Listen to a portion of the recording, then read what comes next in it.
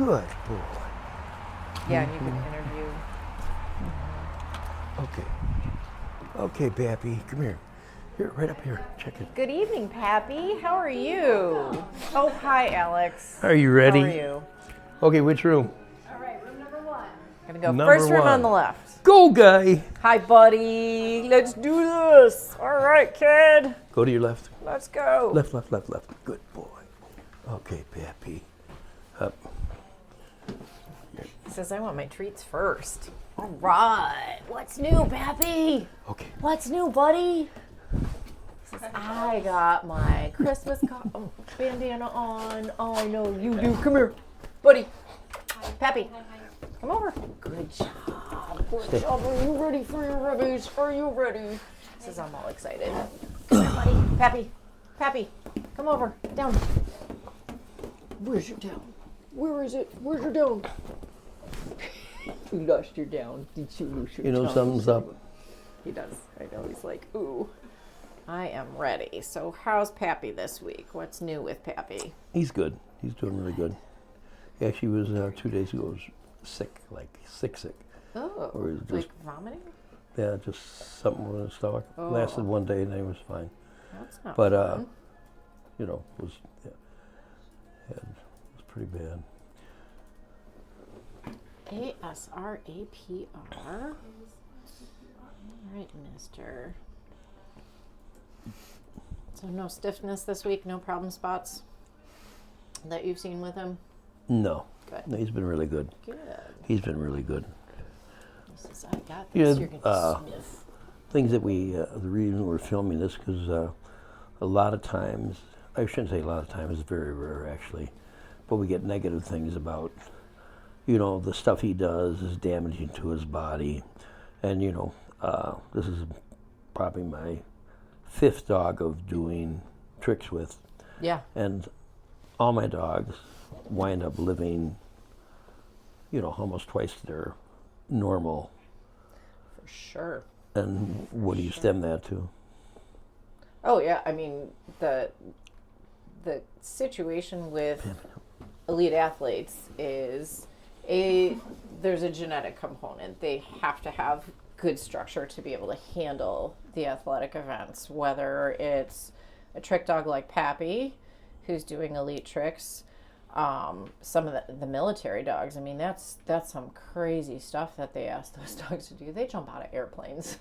So if you want to talk about bad for your health, jumping out of airplanes, that's definitely a pretty extreme event. But you look at an Olympic level gymnast, I mean, they train for years, just like you've trained him, building from a solid foundation to get their muscles working with their nervous system so that they can support their joints properly, so that they can handle that load. So the And first that's thing when really you're the key to keeping them healthy, is to do everything properly, and then you're providing the appropriate wellness care like this so that we can keep that nervous system primed and in tune with the body. We can keep the body balanced from left to right and front to back, and every single segment of his spine and every single joint is moving to its full potential so that he's got as much balance and as much flexibility as possible within the constraints of his structure. And that's how he can do it and stay healthy. But your average dog if somebody tried to do what you do with him and they didn't build that foundation and take care of their dog the way you take care of him, they'd probably get hurt. So that'd be like a person teaching the dog the hind leg walk, and he's walking 5 feet. Now they're going to do 30 feet out of nowhere. Sure. Or that's it's gonna like damage, you're gonna pull somebody something, right? expecting their child to do Olympic level gymnastics tricks without properly being trained. They're going to get hurt. They flip over and sprain an ankle because their body wasn't prepared to do it. So yes, these are high level activities, but it doesn't mean they're inherently dangerous if you set the proper foundation. RPI. And so right now I'm adjusting his pelvis to get his pelvis more symmetrical and moving more properly. He's a little stuck here on the right, and that's a little bit uncomfortable for him. He says, oh, that's not fun. There. So you're And talking now it's starting with fixed. the basics. So the first thing you're doing, I do with a dog, I x-ray the hips, I x-ray the shoulders, and I x-ray the elbows. So if I would have a dog that x-rayed and he was average, I wouldn't use a dog for like that for tricks. So when I purchase a dog, first thing I'm considering is the dog's body. Yep. You know, why did I choose him? He's short coupled. So when he Both sits, six, his right? front feet are right by his back feet. So for him, Correct. the counterbalance to stand up is very easy, where a normal dog is 4 to 5 inches away from their front feet to their back feet. Yep. And So this dog's body has changed tremendously as he's matured and gotten stronger and done more high-end exercises. Right. His body's not the same body that we started out with. And there have been exercises that were too hard on his body that we stopped doing, right? Right, yeah. So, Just like the prior dog walking on his front legs. You know, correct.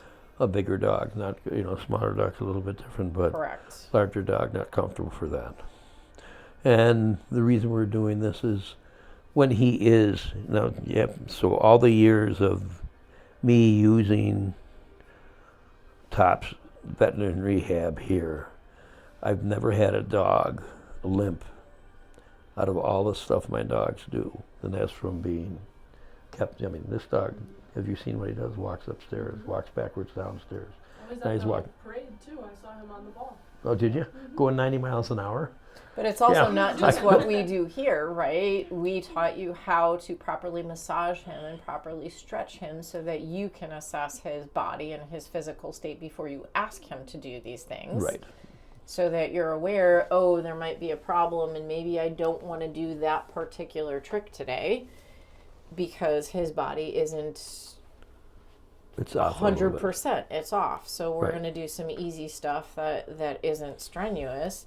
And that's part of it too, is when we have an athlete like him, the trainer needs to be able to properly assess whether this dog can do what we're asking him to do. You look at agility dogs, disc dogs, the best handlers and trainers are very educated in all of those elite athletes, and I've taken care of numerous elite athletes, world champions, etc., in addition to Pappy.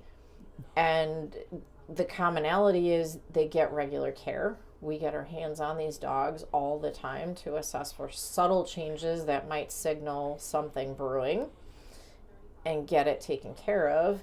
Before And something brews. their trainers are very aware of what their dog's body is in a normal state, and they're very aware of, ooh, that muscle's tight, we might have a problem. I can either massage it out and reassess and it's okay, or it's not, and I need to not do that thing that day. T8 right.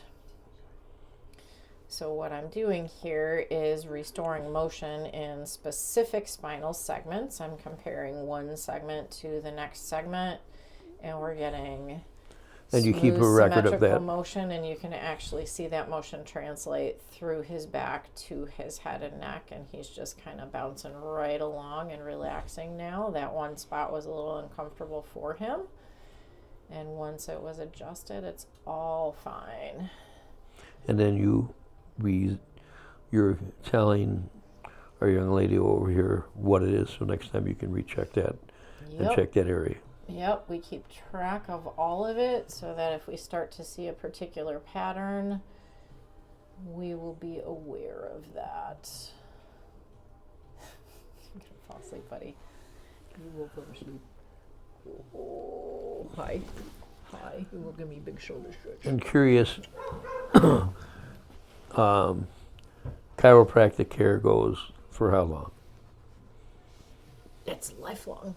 Right. We start treating these guys, a lot of them, whoa, we got a tight deltoid muscle.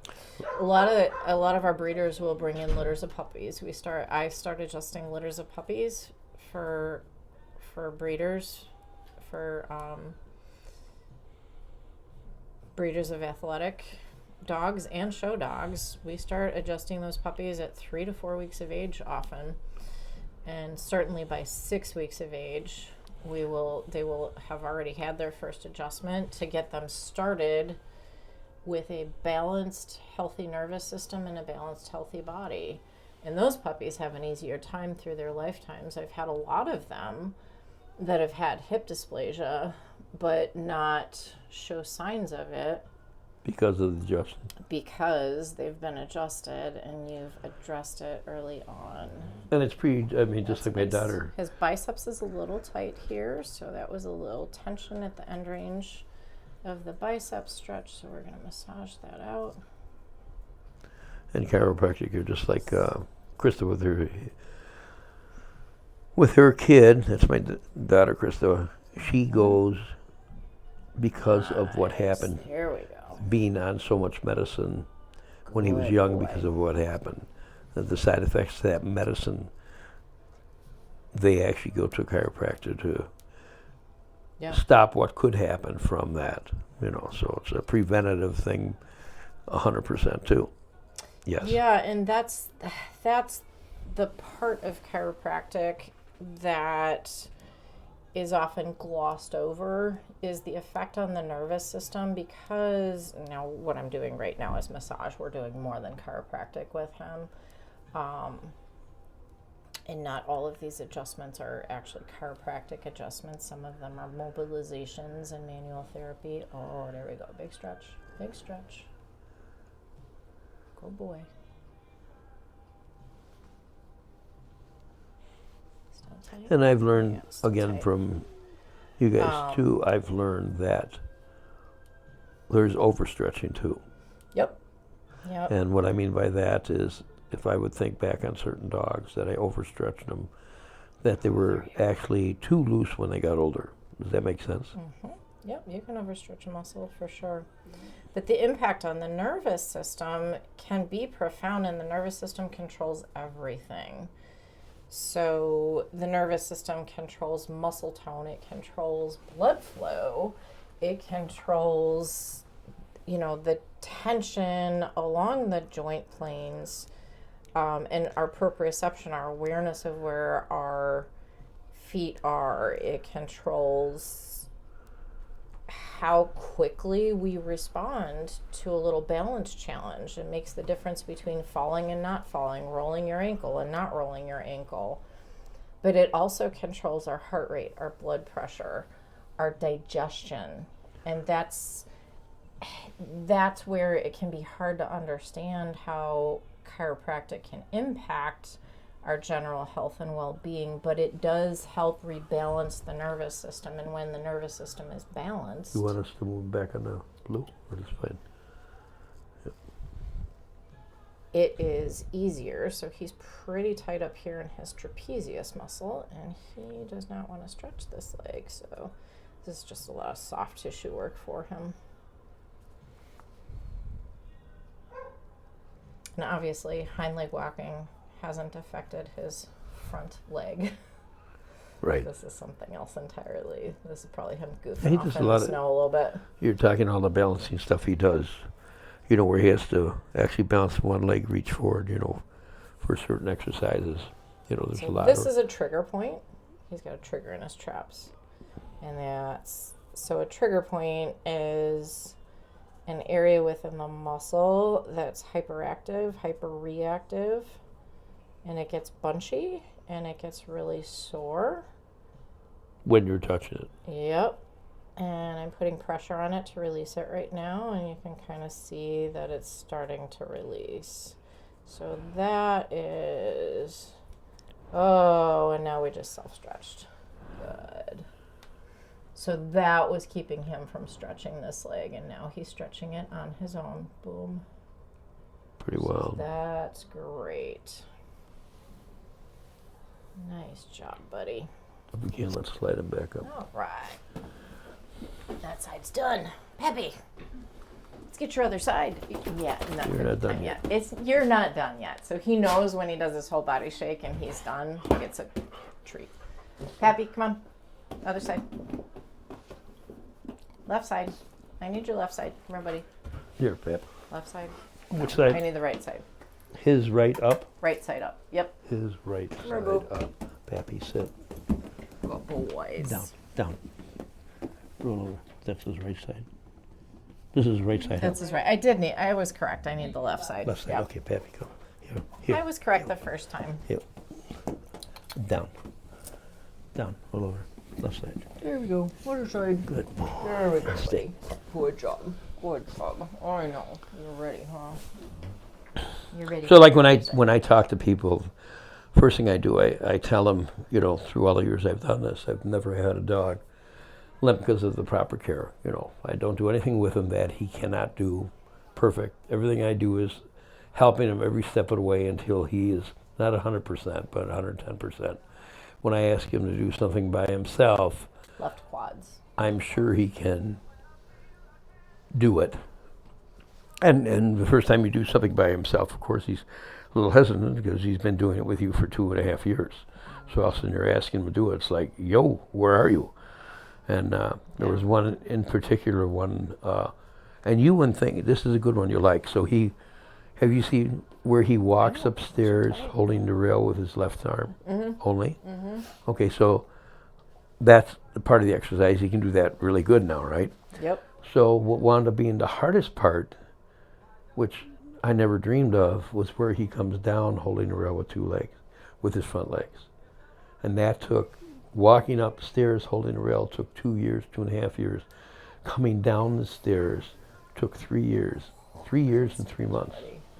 3 years and 3 months.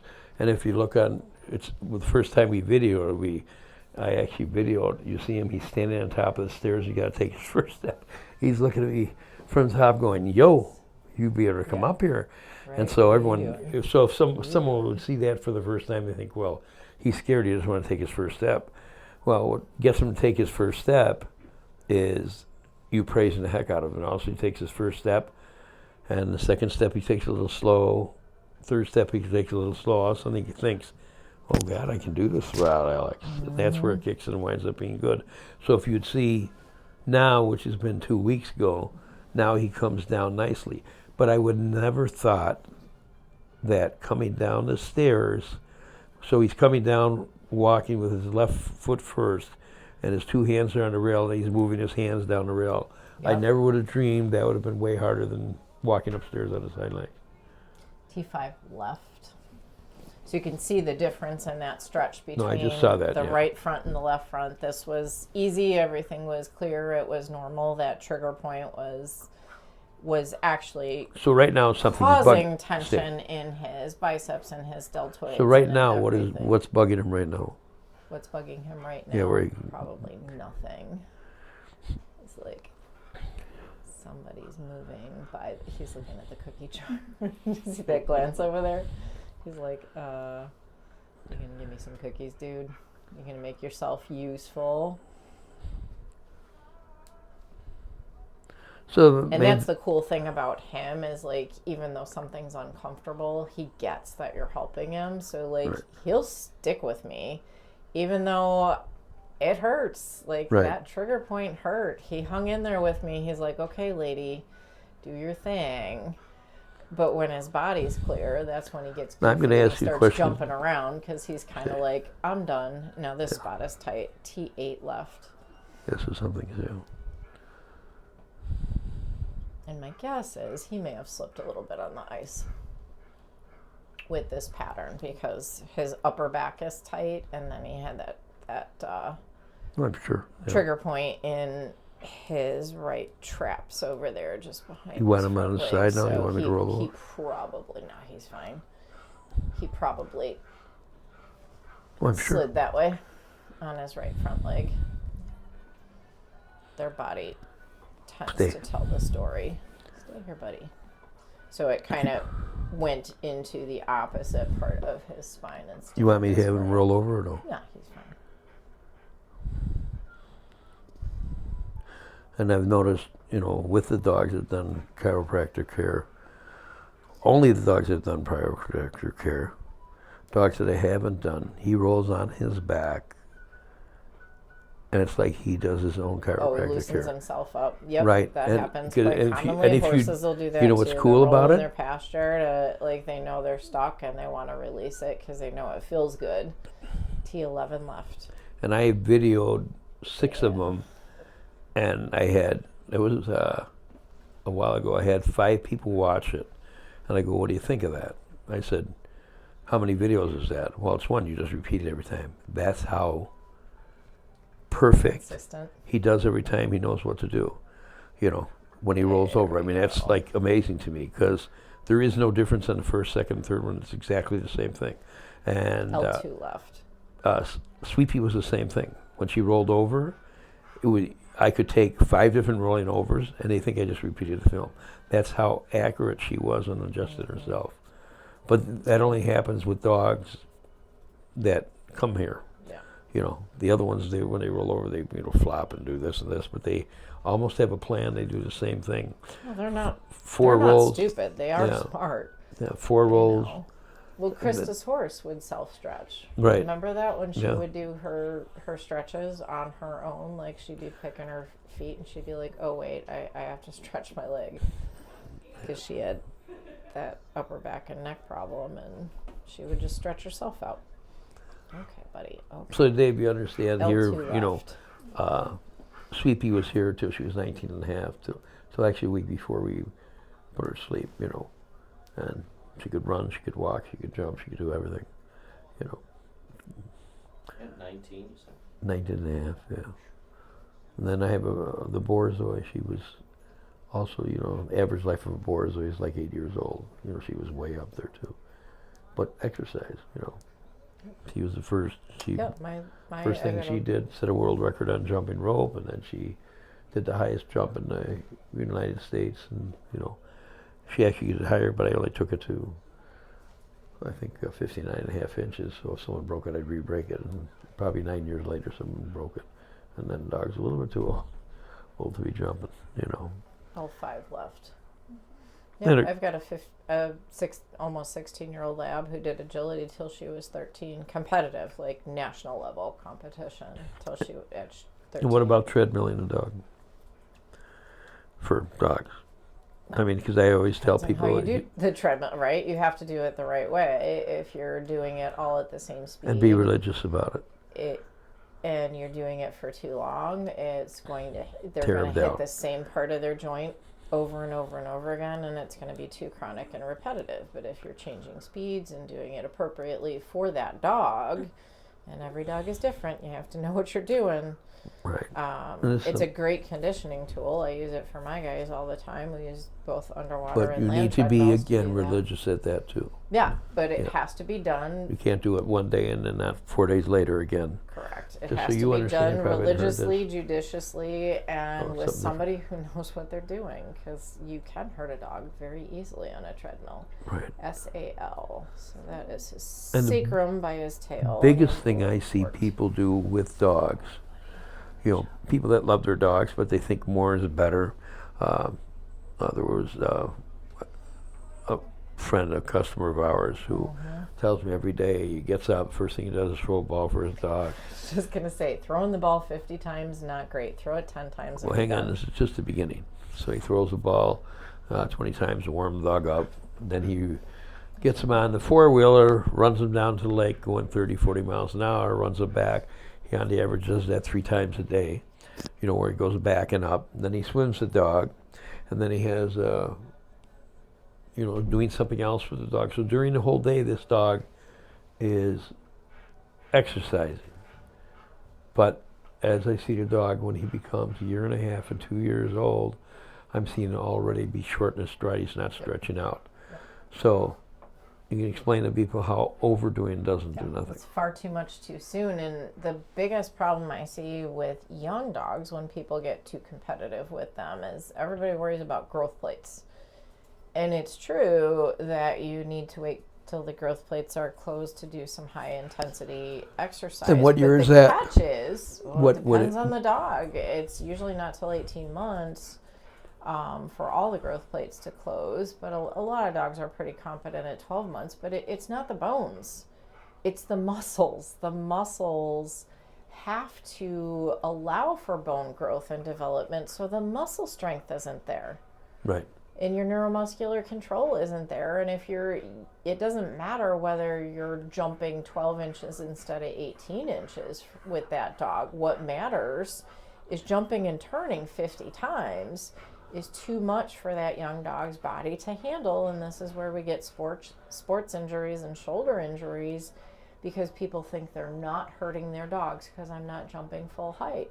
When in reality, if we're thoughtful about it, we realize that this dog hasn't hit muscle maturity, and some male dogs won't hit muscle maturity until 3 to 4 years of age.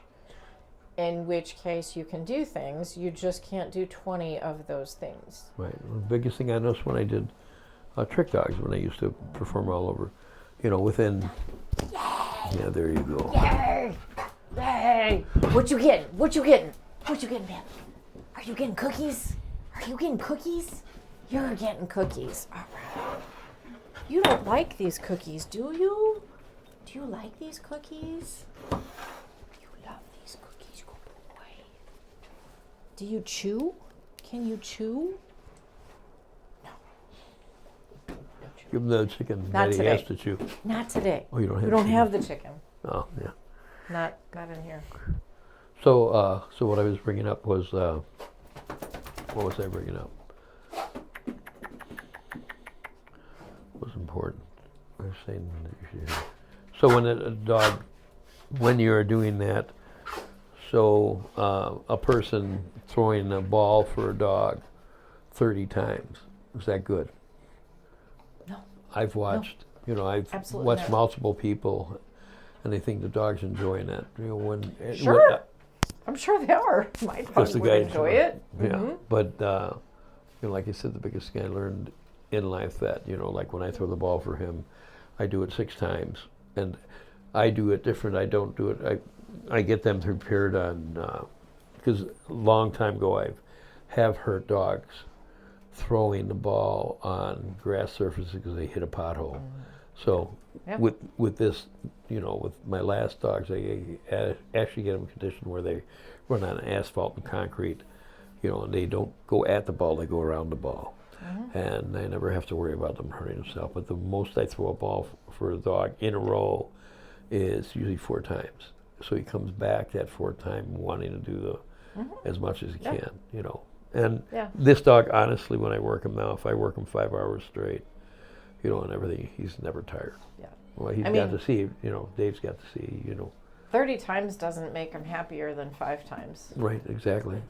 It- Yeah, well, it'd be like me saying to it you, doesn't- let's There's do, the same amount of happy at 5 throws that they are at 30. They're just Right. more worn out. And and that's the not thing good. about injury happens when there's fatigue typically. Exactly. Yeah. So when you hit the point of fatigue, you're much more likely to injure, and you're not likely to fatigue at 5 throws. At 30 throws, yep, And with a dog, something's fatiguing probably, and, With a and dog- that's where you're going to get hurt.